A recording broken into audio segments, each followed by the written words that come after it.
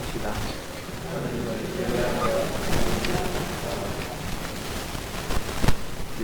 박문영 수사님 좀 오래 오셔야 될 것 같습니다. 9월 되면 미국 가신다고 볼 기회가 많지 않다고 여쭤보시던데 어쨌든 오실 때 잘 많이 보시고 많이 기도해 주면 좋겠고요. 예. 2025년 최근 한 조사에 의하면 전 세계에서 무신론자의 비율을 따진 조사가 있었습니다. 여러분 생각할 때 전 세계를 돌아볼 때 전 세계에서 비율적으로 무신론자가 제일 많은 나라가 어디라고 생각하십니까? 그리고 생각해 보셨습니까? 비율적으로 1위가요? 마카오입니다. 2위가 한국입니다. 마카오가 59.3%고요. 한국이 54.9% 2위입니다. 홍콩이 3위고요. 중국이 4위고 일본이 10위입니다. 무신론자 비율로 따져보면 한국이 전 세계에서 2위라고 최근 2020년 통계가 있습니다. 근데 이런 영향이 단순하게 불신자에게만 영향을 미치는 것이 아니고 예수 믿는 신자에게도 기독교에도 영향을 미칩니다. 여러분 잘 알다시피 한국은 20대 신자의 비율이 9%밖에 안 되지 않습니다. 30대는 11%밖에 되지 않는 실제 통계가 있습니다. 그래서 무종교인이 증가하는 그 이유가 세속화되어져 가고 있고 또 종교기관을 불신하는 것이 확대되어 가고 있고 그래서 기독교에 대한 무종교에 대한 호감도가 9%밖에 안 됩니다. 그리고 교회 소속되는 것을 감소하는 그래서 지금 20대 청년 중에 40%가요 44%가 가난한 정도입니다. 교회 출석하지 않는 가난한 정도가 아이들입니다. 그래서 교회 출석 없이도 개인 신앙을 유지할 수 있다는 성향들을 지금 가지고 있습니다. 어쨌든 무신론자의 비율이 한국이 2위라는 거 믿기지 않는 통계이기도 하고 또 신자들조차도 자신들이 원하는 방식대로 점점 하나님을 섬겨가고 있는 것이 오늘날의 현상인 것 같습니다. 그래서 오늘 본문의 말씀을 보시면 하나님을 섬기되 자신이 원하는 방식대로 하나님을 섬기고 있는 사람들이 나옵니다. 분명히 하나님의 분명한 임재와 초자연적인 능력을 경험한 이 이스라엘 백성들이 모세가 시내산에 올라간 그 사이에 금송아지 우상을 만든 이야기가 오늘 본문의 내용입니다. 여러분이 잘 아시는 내용인데요. 오늘 말씀을 통해서 우리가 눈에 보이지 않는 하나님을 우리가 어떻게 섬겨야 될지를 오늘 말씀을 통해서 함께 좀 생각해 보기를 원합니다. 여러분 눈에 보이지 않는 하나님, 또 우리의 삶에 하나님이 역사하지 않는 것을 보일 때 그 하나님을 어떻게 섬겨야 될까요? 첫 번째는요. 하나님이 눈에 보이지 않더라도 하나님의 역사가 눈에 보이지 않더라도 그 하나님을 신뢰하며 바르게 섬겨야 합니다. 이 첫 번째입니다. 하나님이 눈에 보이지 않고 그분의 역사가 보이지 않는다 할지라도 그 하나님을 신뢰하며 바르게 섬겨야 한다는 것이 첫 번째입니다. 이 출애굽기를 보시면 크게 세 부분으로 나눌 수 있는데요. 1장부터 18장까지가 하나님의 큰 능력으로 당신의 백성들을 애굽에서 구원하셔서 시내산까지 당도하기까지 수많은 기적을 체험한 이야기가 1장부터 18장까지 내용입니다. 그리고 19장부터 24장은요, 이런 하나님과 이스라엘 백성이 시내산에서 언약을 맺는 이야기가 24장까지 나옵니다. 그리고 25장부터 40장까지고요, 성막 제도에 관한 이야기가 저희가 다루고 있습니다. 그래서 시내산 언약을 통해서 하나님이 이스라엘 백성들에게 그들이 언약대로 말씀을 잘 준수하고 지키면 보배로운 소유로 삼고 제사장 나라로 삼고 거룩한 백성으로 삼을 것이지만 만약에 하나님이 이 언약대로 이행하지 않는다면 하나님도 당신 생명 내어놓고 심지어 백성들도 하나님 이웃 사랑의 그 계명의 그 말씀을 지키지 않는다면 그들의 생명을 내어놓아야 한다는 부분이 시내산 언약의 중요한 내용입니다. 어쨌든 이 시내산 언약을 맺은 지 얼마 안 되어서 언약 백성에게 중대한 위기가 찾아왔습니다. 모세가 하나님이 친히 기록한 돌판을 받기 위해서 시내산에 올라갔습니다. 근데 올라간 지 40일 동안 있으니까 금송아지 우상을 만들어서 백성이 숭배함으로 피로 맺은 이 시내산 언약을 그들이 배반했습니다. 우리가 상식으로 생각할 때 그죠? 이번 출애굽 당시에 얼마나 많은 하나님의 능력을 경험했습니까? 그죠? 출애굽에도 10가지 재앙토에서 경험했지 않습니까? 낮에는 구름기둥, 밤에는 불기둥으로, 만나와 뇌초하기로, 또 반석에서 물을 먹이시는 놀라운 하나님의 능력을 그들이 경험했거든요.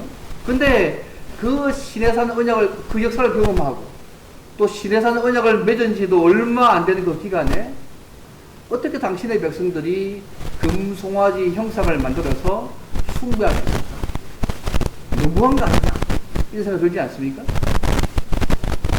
그게요, 금송아지 만든 기간이 피로 언약을 맺은 지 불과 40일밖에 안 된 상황입니다. 신상 언약 맺고 딱 40일밖에 안 된 그 기간 안에 이 일을 벌이고 있는 것입니다. 이스라엘이 애굽에서 떠난 지 3개월이 되던 그날에 시내산에 도착했습니다. 그리고 피로 언약을 맺었습니다. 이때 기록된 말씀을 주시기 위해서 모세를 하나님의 산으로 불렀습니다. 그래서 모세가 여호수아만을 데리고 산으로 올라갔습니다. 40일 동안 있었다고 출애굽기 24장에 기록되어 있습니다. 40일, 40주야로 있었다고 기록되어 있지 않습니까?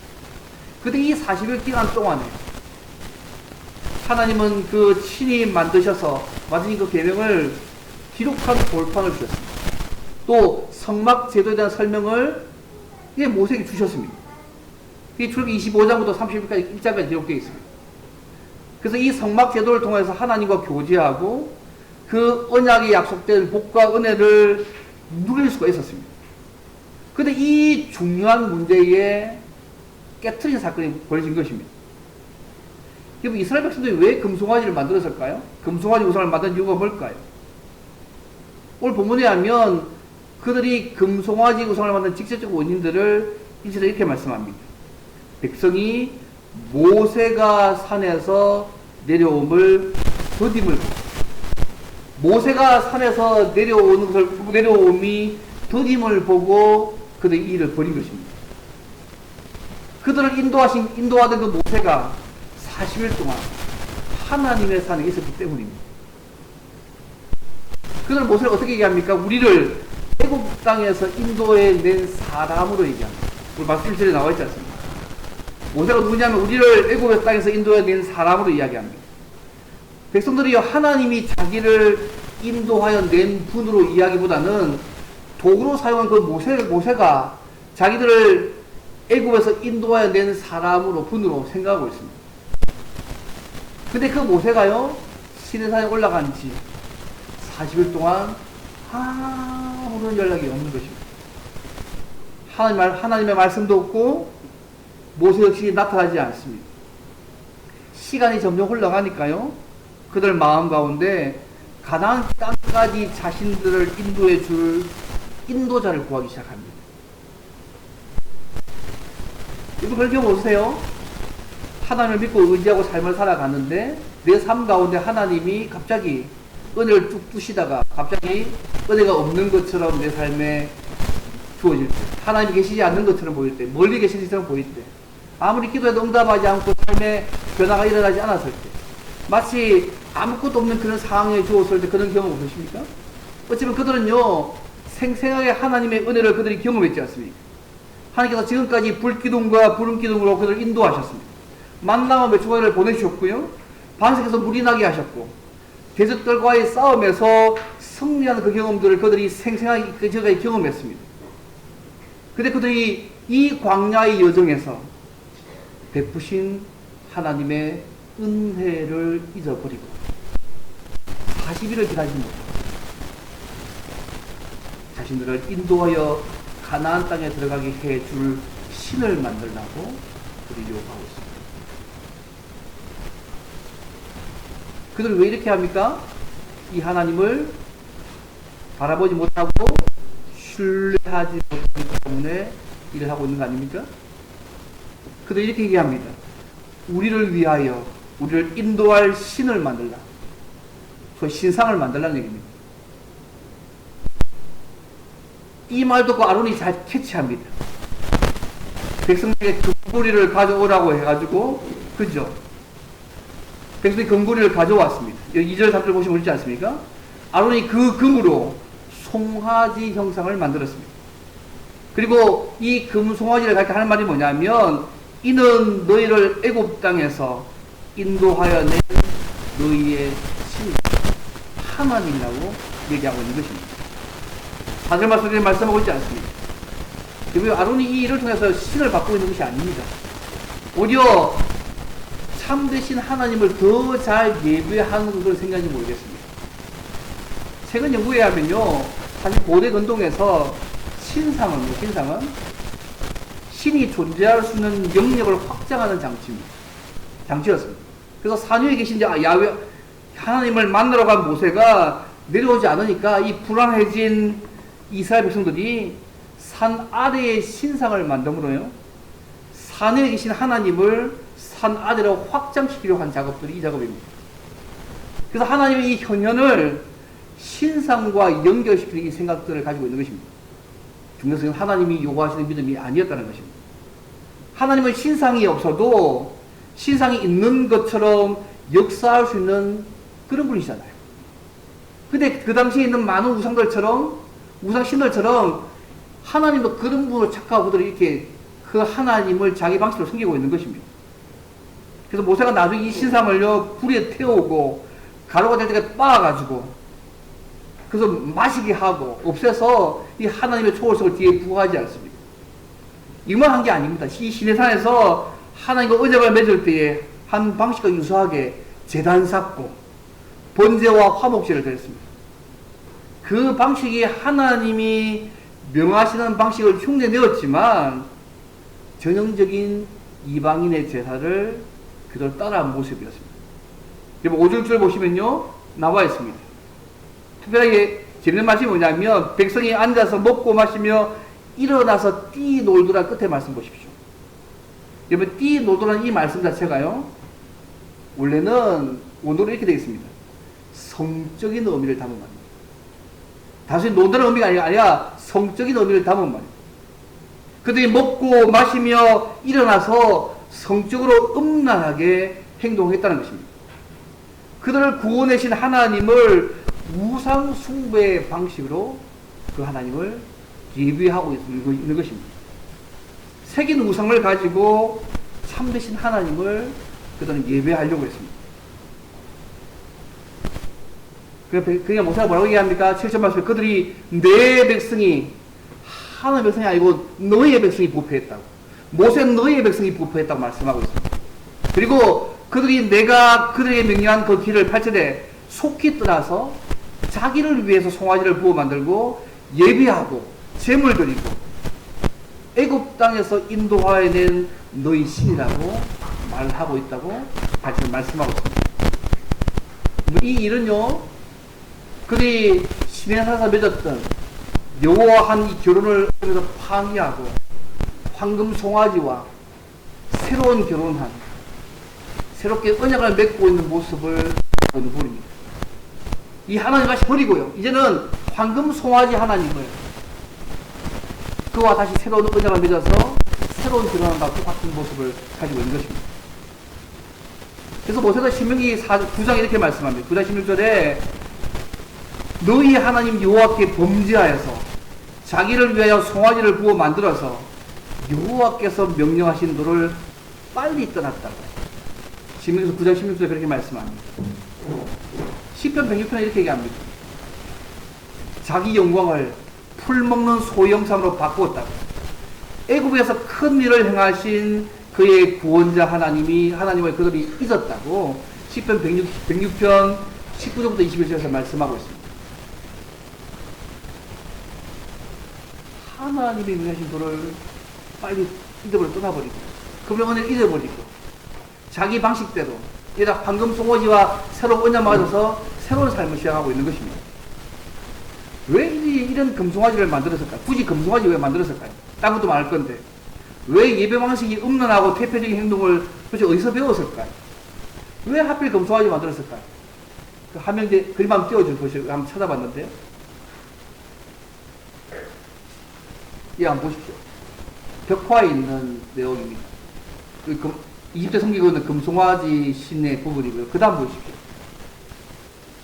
이것이 이제 루브르 박물관에 있는 부분인데, 뭐 이때 우상들은 다 없었을 거니까 멤피스에 발견되어졌던 그 당시에 있는 그냥 송아지입니다. 소환 우상입니다. 그 다음 보여주십시오. 예, 똑같은 또 다른 부분을 챙겨왔습니다. 예. 그 다음도 보시겠습니까? 금을 입혔던 부분의 우상 부분들을 했던 부분의 영들입니다. 그랬던 모습 마저 한번 보십시오. 이렇게 16세기 화가가 그린 그림인데요. 이때 모습을 이렇게 다루었습니다. 흰 옷 입은 사람이 아론이고요. 중중한 이 부분이 그날 모습들을 이 성경을 보면서 이 16세기 화가가 그랬던 그림입니다. 왜 그들이 금송아지 만드냐 하면 그들이 애굽에서 세대한 430년 동안에요. 고센에서 살았습니다. 고센 안에 있었던 유명한 도시가 멤피스입니다. 유명한 가자의 피라미드나 샤카라의 피라미드가 있는 곳이 그곳입니다. 이집트 신화 보면요, 많은 동물을 신으로 숭배했잖아요. 특히 고왕국의 수도 멤피스에서는요, 황소와 송아지가 성스러운 짐승으로 오랫동안 숭배되었습니다. 이집트로 이것을 하피라 부르고 하고요. 헬라어로는 아피스라 부릅니다. 그래서 이스라엘 백성들이 430년 동안 애굽에서 종으로 살면서 그들을 지배하고 있었던 그 신의 신상을 따라서 금송아지 우상, 소위 풍요의 신을 그들이 만들었습니다. 당시 고대 이집트 멤피스 송아지상이요, 지금 아까 보시면 루브르 박물관에 지금 있습니다. 이 금송아지를 숭배한 방식도 이방문에서 그대로 다 가져와서 똑똑하게 하고 있습니다. 그러면서 하는 말이 뭐냐면 교묘하게도 이는 너희를 애굽 땅에서 인도하여 된 너희의 신이다. 하나님이라고 그렇게 말하고 있습니다. 단지 하나님을 섬기기 위해 보이지 않는 하나님을 보이는 형상으로 만들어서 섬겼습니다. 그것도 자기들이 풍요의 신이라 생각하고 있는 그 금송아지 상에 덧입혀서 그렇게 섬겼습니다. 하나님을 섬기되 하나님을께서 명하지 않는 방법으로 섬기고 있는 모습입니다. 1계명도 어기고 2계명도 다 어기고 있는 모습입니다. 신앙의 대상이 어떤 존재인가, 하나님이 어떤 존재인가 보다 더 중요한 게 뭐냐면 당장 내 마음이 편한가가 더 그에게 더 중요했습니다. 오늘 우리의 삶 가운데요, 이렇게 금송아지 우상들이, 번갈이 우상들이 우리의 삶 가운데 즐비합니다.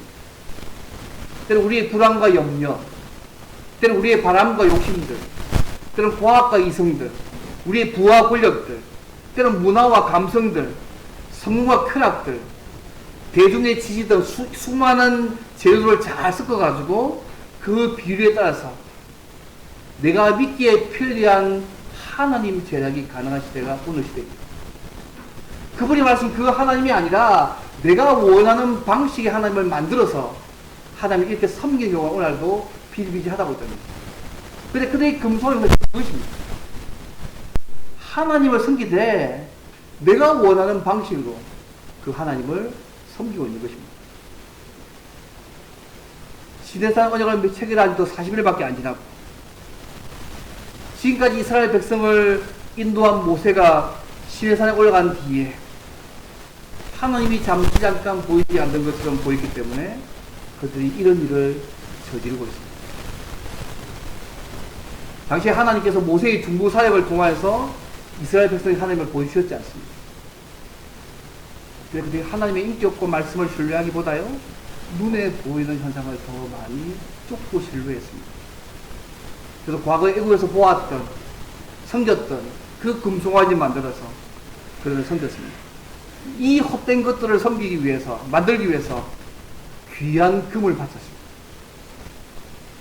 왜냐하면 과거에 애굽에서 보았던 그 나일강의 그 풍요를 이 금송아지를 섬길 때에 줄 수 있다는 망상에 사로잡혔기 때문에 그런 것입니다. 그래도 오늘 이것이요, 오늘 우리의 삶 가운데도 가끔가끔 일어납니다. 우리의 성경에 말씀하신 하나님의 성품과 그분이 하신 말씀을 믿기보다 오히려 눈에 보이는 결과들을 쫓을 때 이럴 때가 많습니다. 하나님을 처음 믿을 때요, 하나님께서 말씀을 깨닫게 하기도 하십니다. 말씀에 따라 기도할 때 응답도 주시기도 하고요, 때로는 세상이 줄 수 없는 이상한 평화와 기쁨이 우리의 삶 가운데 넘치기도 합니다. 또 인간이 이상으로 설명할 수 없는 초자연적인 기적과 은혜들을 우리의 삶 가운데 경험하게 하기도 합니다. 근데요, 가끔 시간이 조금 지나고 나면 하나님은 항상 그 자리에 계시는데 내 삶에 기적을 일으키지도 않고, 때로는 기도해도 결과가 없는 것처럼 보일 때도 있고, 때로는 우리의 삶이 하나님을 잘 믿고 있는데도 불구하고 내 삶이 어려운 지경에 빠지게 되면 내가 믿고 있는 이 하나님을 끝까지 신뢰해도 될까? 의지해도 될까? 마음이 바뀌기 시작합니다. 오늘 지금 그들에게 그것이 온 것입니다. 하나님을 섬기되 자기가 좋아하는 방식의 스타일로 그 하나님을 만들어서 하나님을 섬기고 있는 것입니다.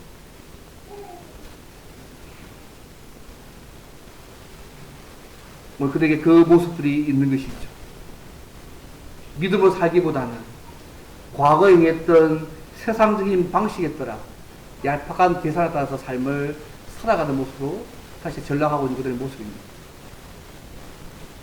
심지어 애굽의 거룩한 짐승으로 추앙받던 이 금송아지 우상을 섬기기 위해서 금을 쏘아붓듯이 헛된 신에게 다른 대상에게 돈을 쏘아붓는 모습으로 우리의 삶에 나타날 수 있습니다. 돈을 얻기 위해서 그의 모든 시간과 열정을 쏟을 수도 있고요. 자식을 잘 키우면 자식이 우리의 행복과 미래를 이뤄줄 수 있다고 생각하고 빚을 내어서라도 다 쏟아 부을 수도 있습니다. 마치 금송아지 우상을 섬기기 위해서 그 앞에서 먹고 마시고 일어나서 음란하고 태폐적인 행동을 하는 것처럼 정직하지 못하고 교묘하게 합리하고 변명하면서 이는 너희를 애굽 땅에서 인도하여 낸 너희의 신이라고 말할 수 있다는 것입니다. 그들의 구원이 여호와 하나님이 아니라 금송아지로 둔갑시키고 있는 것입니다. 칼빈이 이런 얘기를 하더라고요. 사람은 우상을 만들어내는 우상 제독이다. 끊임없이 우상을 만들어낼 수 있는 것이 우리입니다. 이렇게 하나님의 능력과 은혜를 경험했던 자들 이렇게 삶을 할 때 어떻게 다루셨습니까? 금송아지를 깨트려가지고 가루가 되어서 물에 뿌려서 마시게 만드셨고요. 일에 참여했던 가운데 레지파를 통해서 3,000명이나 죽게 만들었습니다. 그 위에 사건을 보십니다. 이런 삶을 경험하면 이렇게 결과를 줄 수 있다는 얘기입니다. 사도 바울은 이 사건을 얘기해서요, 고린도서 10장에 보게 되면 그들이 하나님 앞에서 우상 숭배한 것처럼 그들 가운데 있는 것처럼 그들 가운데 어떤 사람들과 같이 너희는 우상 숭배하는 자가 되지 말라고 하면서 오늘 본문 말씀을 인용합니다. 백성이 앉아서 먹고 마시며 일어나서 뛰논다는 이 구절들을 인용합니다. 출애굽기 당시에 당신의 백성들이 우상 숭배한 것처럼 너희들도 우상 숭배하는 자가 되지 말라고 고린도 교회를 향해서 강하게 경고합니다. 우상이 천지백깔인 그 도시 아닙니까? 그걸 그들 향해서 우상 숭배하지 말라고 얘기하고 있습니다.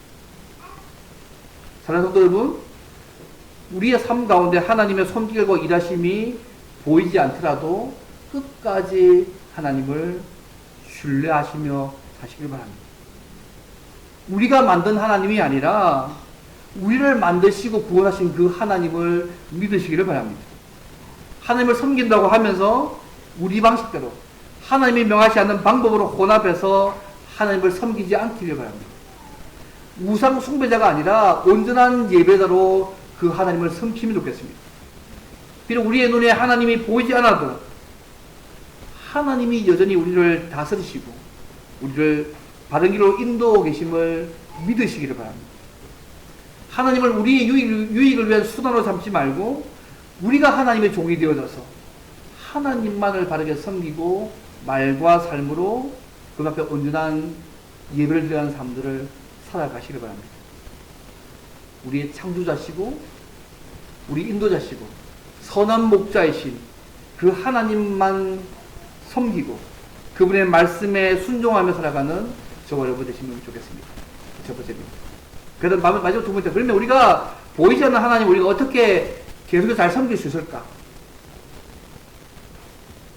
우리가 어떻게 하면 보이지 않는 하나님을 계속 잘 섬길 수 있을까요? 신약시대에 와서 예수 안에서 성령의 도우심으로 하나님과 말씀만을 붙잡고 믿음으로 살아가셔야 됩니다. 예수 안에서 성령의 도우심으로 하나님과 말씀만 붙잡고 믿음으로 살아가면 이렇게 하도록 도와가실 것입니다.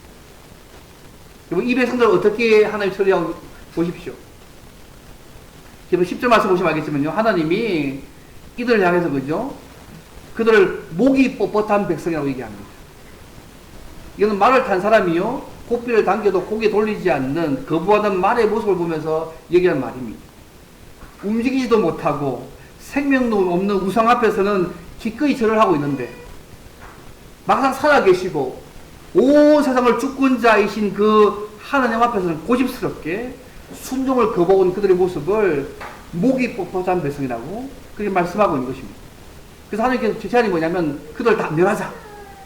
이제부터는 모세 너를 통해서 새로운 인류를 다시 시작하겠다. 그 10절 말씀 아닙니까? 이들 다 죽여도 괜찮으니까 다 죽이고 이제는 너 통해서 모세 너 통해서 다시 새로운 당신의 백성 만드시겠다고 10절에 제안합니다. 그들을 진멸하고 너를 큰 나라가 되게 하리라. 그 말씀입니다. 우리 이때 모세가 어떻게 살까요? 근데 하나님 모세가요? 이 말을 끊은 모세가 모세의 주부 사역으로 말미암아 하나님께서 뜻을 돌이키게 만드셨습니다. 이번 11절부터 14절 보시면요, 모세가 하나님께 한 기도 내용이 있습니다. 기도하며 했던 세 가지 답변이 있습니다. 첫째가 뭐냐면 하나님 이스라엘은 당신께서 강한 손으로 이집트에서 애굽에서 인도하여 낸 주의 백성이라고, 당신의 백성이라고 첫 번째 얘기합니다. 여러분 7절 말씀 기억납니까? 모세는 너희의 백성이 죄를 지었다고. 그래서 모세가 뭘 얘기합니까? 하나님 나의 백성이 아니고 하나님 그들은 당신께서 강한 손으로 애굽에서 인도하여 낸 주의 백성입니다. 당신의 백성입니다. 두 번째로 얘기합니까? 이집트 사람들이, 애굽 사람들이 여호와가 이스라엘을 진멸하려고 인도해 놨다고 그렇게 말 거니까 이집트 사람이 비웃음 살 거야. 다 죽이면 그들 비웃음 살 겁니다. 끄집어 내가 다 죽이려고 끄집어냈다고 비웃음 살 거라고. 세 번째는 뭐냐면요, 아브라함과 이삭과 이스라엘에게 한 약속들을 지켜달라. 세 가지 논리를 하나님 앞에 얘기합니다. 당신의 백성입니다. 애국 사람들이 비웃습니다. 하신 약속 지켜주십시오. 결과적으로 모세의 기도를 통해서 하나님께서 해가시고 한 계획들을 취소하십니다. 근데 이 14절 말씀을 잘 이해하실 필요가 있는데, 하나님께서 이스라엘을 완전히 용서하셨다고 말씀하고 있지 않고요, 그들을 진멸시키겠다고 했던 그 생각만을 취소했을 뿐이라는 것들을 기억하실 필요가 있습니다. 어쨌든 금송아지 형상 만들어서 성김으로 다 죽임당해야 될 그 위기에 빠지게 되었지만 모세의 중보 사역과 하나님의 은혜로 인해서 관계가 회복되는 이야기가 저기 32장부터 34장까지 쭉 기록되어 있습니다. 시편 106편에 보면 이런 말씀이 있습니다. 여호와께서 그들을 멸하리라 하였으나 그가 택하신 모세가 그 어려운 가운데서도 그의 앞에 서서 그의 노를 돌이켜 멸하시지 아니하게 하셨다고 시편 106편 23절에 그렇게 말씀하고 있습니다. 어쨌든 모세의 중보 사역을 통해서요, 하나님의 진노가 가라앉고 다시 관계가 회복되어졌습니다.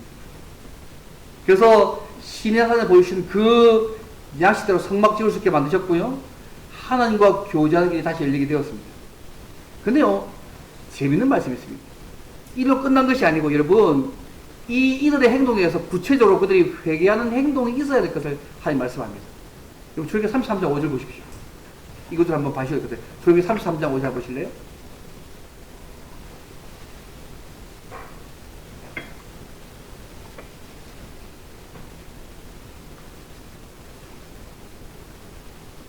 그들을 진노하시기를 거둘 뿐이지 그들이 회개한 게 아니었거든요. 그래서 하나님께서 주시고 나서 33장 5절에 좀 중요한 말씀을 합니다. 같이 한번 읽어볼까요? 시작. 여호와께서 모세에게 이르시기를 이스라엘 자손에게 이르라.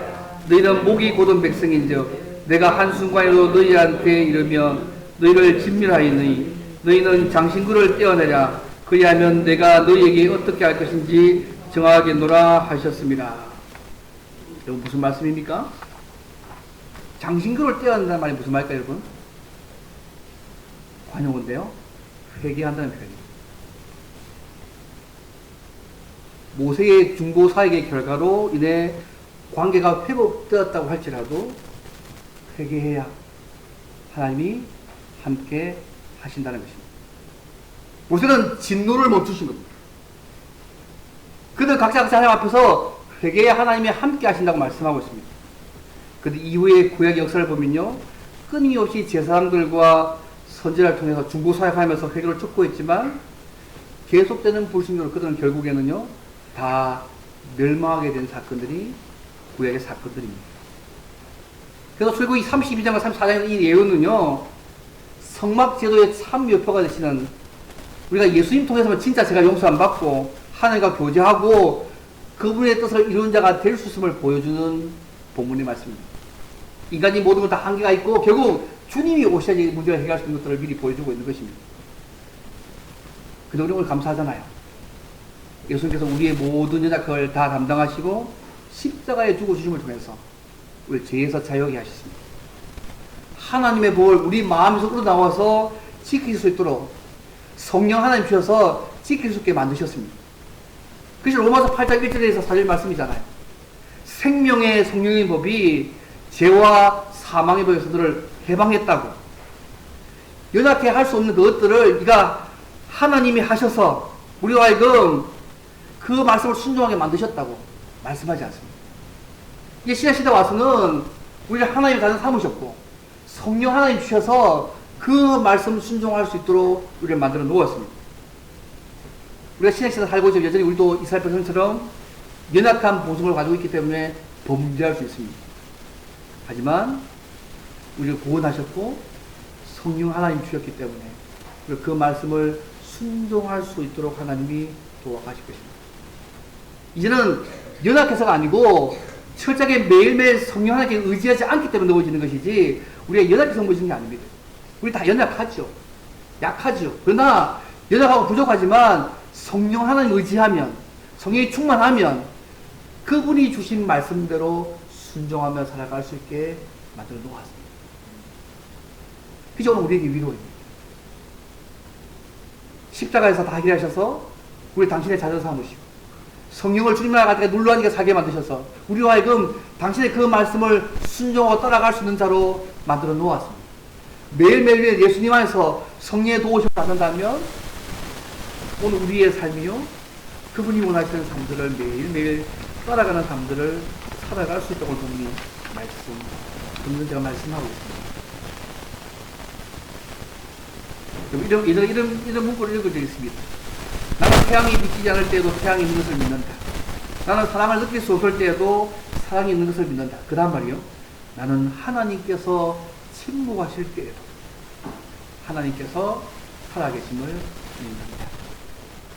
하나님께서 침묵하실 때, 아무런 역사를 하지 않는 것처럼 보일 때, 하나님이 없는 것을 보일 때도 하나님이 살아계심을 믿는 것이 순수한 신앙이고, 그분께서 그분의 뜻대로 이루어가심 믿는 것이 순수한 신앙입니다.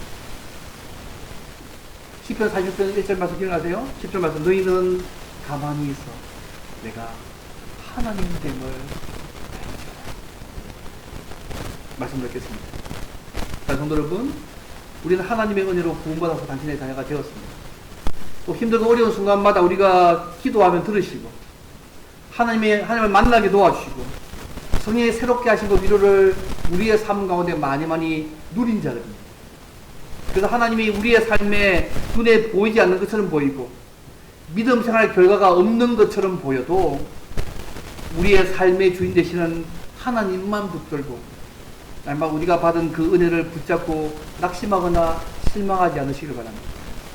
어떤 상황이 있든지 간에 시편 기자의 고백처럼 구원과 소망이 되시는 하나님만 바라보며 그분만 의지하며 살아가시면 좋겠습니다. 그래서 눈에 보이는 것들을, 눈에 의지하는 것들을, 눈에 보이는 현상들을 하나님과 말씀보다 더 신뢰하지 않으시기를 바랍니다.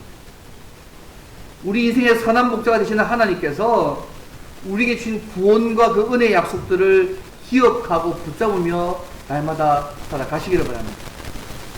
어디가 얼굴과 얼굴을 맞대면서 천국에서 하나님 볼락을 소망하면서 우리의 삶의 주인 되시는 하나님만을 붙들고 성령의 도우심으로 주의 약속을 단순하게 믿고 의지하며 살아가셔서 우리의 삶의 은혜를 부으시는 하나님을 날마다 풍성히 누리며 살아가시는 저와 여러분 되면 좋겠습니다. 우리가 다음 주에 가을 1일 부흥을 합니다. 우리가 올 때는 나오지 못한 분도 초청하고 부회에서도 초청하지 않습니다. 그분을 초청하는 이유는 뭐냐면 우리가 믿는 이 하나님을 그들 또한도 누리며 살 수 있도록 초청하는 것입니다. 옳다고 나오지 않은 분들에게는 영적인 회복이 되어져서 다시 하나님과 이런 관계를 맺고, 예수 믿는 분들은 그 시간에 그 말씀을 통해서 주님 만나서 우리가 누린 이 하나님을 누리게 만들게 하기 위해서 우리가 초청합니다. 아마 이번 주에 제가 기도 제목 올려드리겠습니다. 명단을 올려드릴 테니까 기도하면서 이런 하나님의 은혜가 넘쳐가도록 역사하시도록 기도해 주시면 좋겠습니다. 어쨌든 우리의 삶에 주신 되시는 하나님만을 붙들고 성령의 도우심으로 주의 약속을 단순하게 믿고 의지하며 살아가셔서 날마다 우리의 삶에 은혜를 베푸시는 부어오시는 하나님을 날마다 누리며 살아가는 저와 여러분 되시기를 주의 이름으로 바랍니다. 이제 함께